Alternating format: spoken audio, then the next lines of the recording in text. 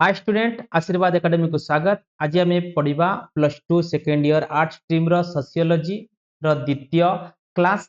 प्रथम class already सरी जाइए। जो माने भी प्रथम क्लास देखी ना हो यूट्यूब रो प्लेलिस्ट को जीव एवं प्लेलिस्ट रे प्रथम क्लास देखिबो। तो पिला माने जदि सोशियोलॉजी रो बा अन्य सब्जेक्ट रो कोनोसी प्रॉब्लम रहउथाय किछि जदि प्रॉब्लम रहे ताले पिला माने निश्चित भाव रे हमको कमेंट माध्यम रे जणैबो आमे तार रिप्लाई निश्चित देबो।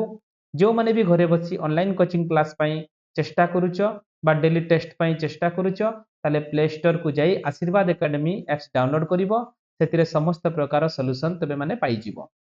तो पिला माने गोटे रिक्वेस्ट आमे कठिन परिश्रम करी तुम मानक पई वीडियो प्रत्येक दिन तैयारी करूछु। तेणु पिला माने सब्सक्राइब करिवो, शेयर करिवो, लाइक करिवो एवं कोनोसी असुविधा थिले तार कमेंट माध्यम रे हमकु जणैबो आमे निश्चित भाबरे रिप्लाई दउ। तो चलो आमे स्टार्ट करिबा सोशियोलॉजी प्रथम अध्याय द्वितीय क्लास। तो प्रथम क्वेश्चन पिला भारतर एकता मुख्यतः धार्मिक अटे। भारत रो एकता मुख्यतः धार्मिक अटे। एकथा किए कहिथिले? एकथा को एस एन श्रीनिवास कहिथिले। एस एन श्रीनिवास कहिथिले। भारतर चतुर्पार्श्वरे भारतर चतुर्पार्श्वरे प्राकृतिक प्राचीर एहार केउ एकता को दर्शाई थाए? राजनैतिक, भौगोलिक, सांस्कृतिक, धार्मिक। भारतर जो चतुर्पार्श्वरे प्राकृतिक परिवेश हो बा प्राकृतिक प्राचीर हो परिपूर्ण रही ताहा केउथिरु जणा पड़े? केउ एकता को दर्शाई थाए? राजनैतिक ना भौगोलिक? ये होची राइट आंसर होची भौगोलिक। द राइट आंसर पिला माने भौगोलिक।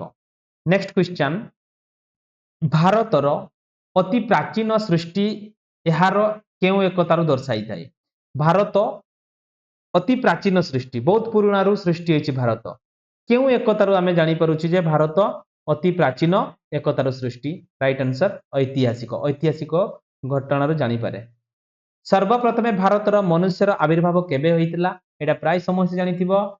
सर्वप्रथमे घ 5 लाख वर्ष पूर्वे। हिंदू उपत्यकार सभ्यता केबे सृष्टि होइतिला? हिंदू उपत्यकार सभ्यता केबे सृष्टि होला ना ख्रीष्टपूर्व 2500। वेरी वेरी इंपोर्टेंट पिला माने नोट्स करिवो, बहुत इंपोर्टेंट।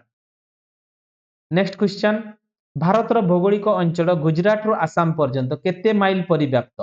जे भारतर भौगोलिक अंचल गुजरात रु आसाम पर्यंत केते माइल ना हमर ख 1500 माइल। द राइट आंसर हबा पिला माने ख 1500 माइल। पिला माने तुम पई गोटे इन्फॉर्मेशन अछि जो माने भी ए वीडियो को देखुछ जे तुमर सोशियोलॉजी माने रखि थाओ। सोशियोलॉजी रो एई जो विषय मु पढौची जो डिस्कस चलीची एई विषय टफ जोडा कि आसंता तुमे माने जो कॉम्पिटिटिव जो एग्जाम देबो कॉम्पिटिटिव एग्जाम रे एई टाइप रो क्वेश्चन सियर आसे। कारण आमे माने कॉम्पिटिटिव एग्जाम बहुत बार फेस करिछु।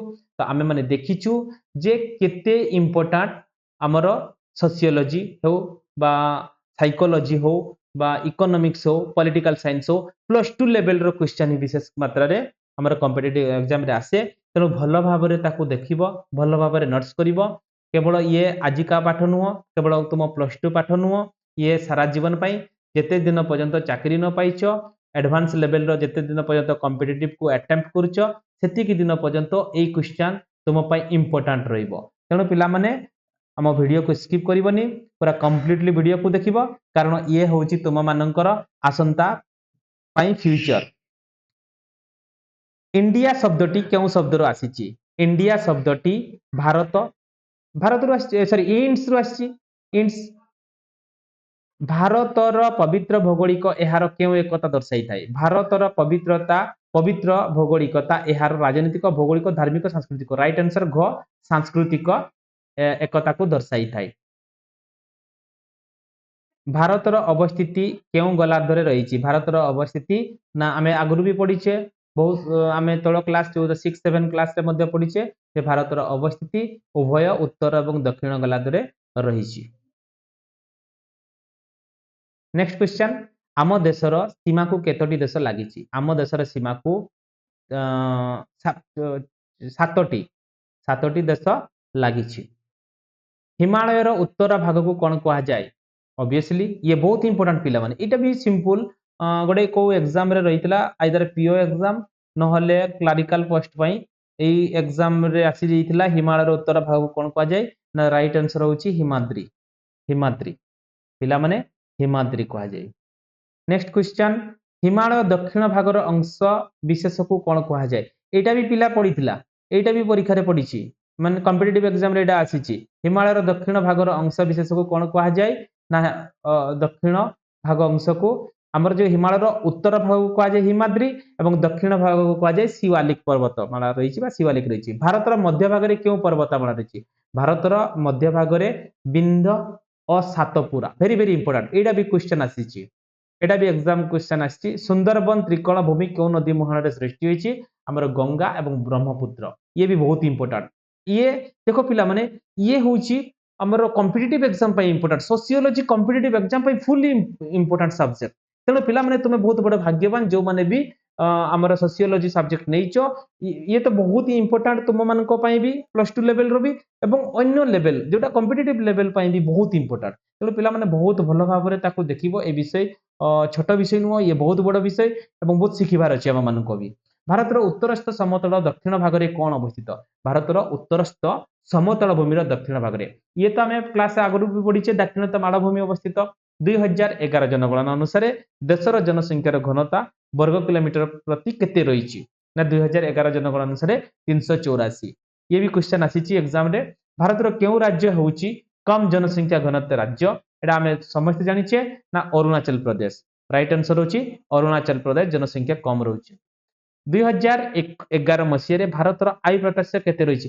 एटा पिला माने देखो ये जो क्वेश्चन ये जो 48 नंबर क्वेश्चन 2011 मसीह भारतर आयु प्रत्याशा एक्चुअली 70 वर्ष रही जहाँकि सेंट्रल गवर्नमेंट मध्य एहाको कौन करिछि ना वर्तमान ताको बढ़ाई देछि जेटा हमर एटा चाकरी क्षेत्र रे विशेष भाव रे हमर एहाको लेकी एई सर्वे को लेकी रिपोर्ट कर दिया रिपोर्ट करा होछि जेटा कि हमर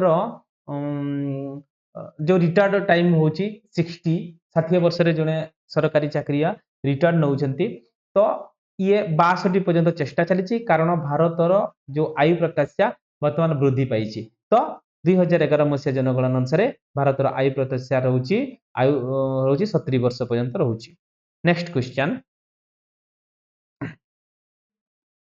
भारतर समग्र जनसंख्यार केते भाग महिला जनसंख्या अछि 48.5% एटा भी क्वेश्चन आसे बार बार जे 48.5% होची भारतर समग्र जनसंख्या 2011 जनगणना अनुसार भारतर केते प्रतिशत लोक ग्रामांचल रे बसवास करंती ये जीवो 85% पाखापाखि नले हां यस सॉरी 68% 68.80 भारतर सर्वोच्च जनसंख्या विशिष्ट नगरटी किए भारतर एटा समस्या जानथिबो भारतर सर्वोच्च जनसंख्या विशिष्ट नगरटी हेउची मुंबई मुंबई कलिकता बहुत पिला भाबुतबो कि दिल्ली भाबुतबो ना मुंबई मुंबई होचंती जनसंख्या विशिष्ट सर्वोच्च शहर भारतर शहरी जनसंख्या अभिवृद्धिर कारण कोन काहे कि आज भारत शहरी जनसंख्या बढ़ुची कारण दारिद्र्य सहरचरणी जनसंख्यार स्थानांतरण द्रुत शहरीकरण बेकार राइट आंसर होची ग जनसंख्यार स्थानांतरण एवं द्रुत शहरीकरण भौगोलिक अंचल दृष्टिकोण भारत विश्वर बृहत राष्ट्र गुड़िक मध्य क्यों स्थान रही ताले भौगोलिक अंचल दृष्टिकोण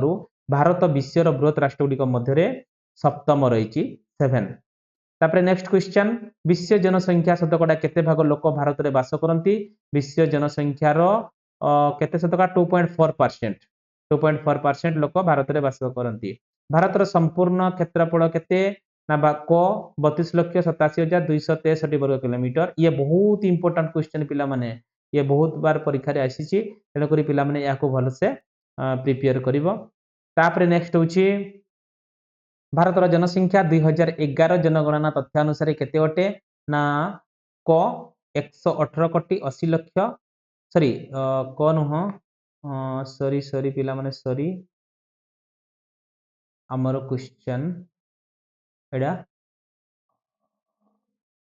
ऑप्शन होची भारतर ना ग ग ग पिला माने ग रहउची तापरे नेक्स्ट क्वेश्चन भारतर एक निर्दिष्ट परिसर मध्य पार्थक्य थिबा ଏବଂ ବହୁଦା ସ୍ୱତନ୍ତ୍ର ବଂଶଗତ ଗୁଣ ଧାରଣ କରିଥିବା ଏକ ବୃହତ ଜୈବିକ ମାନବ ସମୂହ ପ୍ରଜାତି ଅଟେ।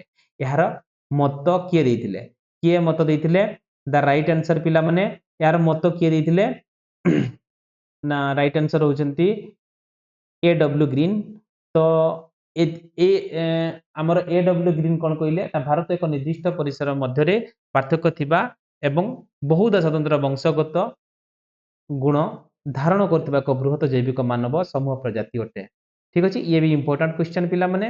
ତେଣୁ ଆଜି ପାଇଁ ଏତିକି, ନେକ୍ସଟ କ୍ଲାସ ଦେଖା ହବ। ଥ୍ୟାଙ୍କ ୟୁ, ଧନ୍ୟବାଦ, ବାଏ।